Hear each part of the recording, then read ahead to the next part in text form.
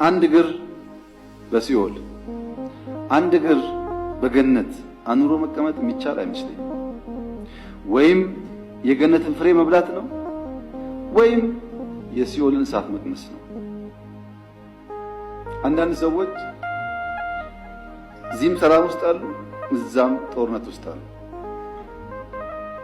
ያን ያክል የመረጃ ችግር ያለብንም እንዳይመስላችሁ። ከዚህ የሚወጣ ከዩኒቨርሲቲ የሚወጣ ከከተማ እስር አይጠቅምም። በዛ አናምንም፣ አንፈልግም። ግን መንግስት ነን። መኖሪያ ቤት እንገነባለን፣ ማረሚያ ቤት እንገነባለን።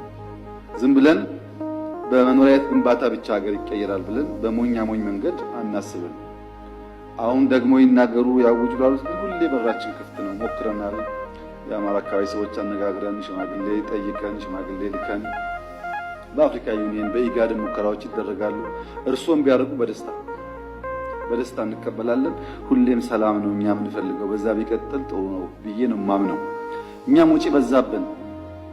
ጎርጎራን በወታደር ጠብቀን ሰርተን አሁን ፒያሳ የምናድሰው ከኳሪ ሲሚንቶ ለማምጣት በወታደር ጠብቀን ከማን ከየትኛው ሀገር ወራይ ነው የምንጠብቀው?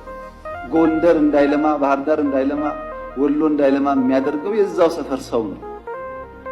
ይሄ ቢቀር ጠቃሚ ስለሚሆን በዚያ ብንተባበርና አብረን ብንሰራ ጥሩ ይመስለኛል።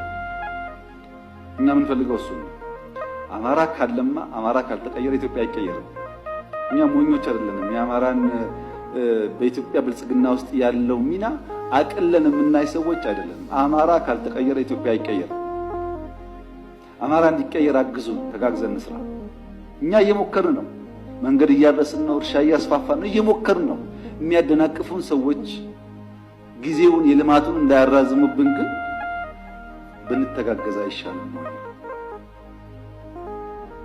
እና በጅምላ የፓርላማ አባላት በጅምላ ፖለቲካን ሰዎች የምናስር ከሆነ እርሶም ይታሰሩ ነበር። በጅምላ አይደለም፣ በግብር ነው ሰው የሚታሰረው። ያም ቢሆን ግን የግል ምርጫዬን ከጠየቁኝ ቢቀር ነው። ይቅር ተባብለን ትተን በደለኛ ካለ ክሰን በሰላም ሀገራችንን የምናለማ ነው።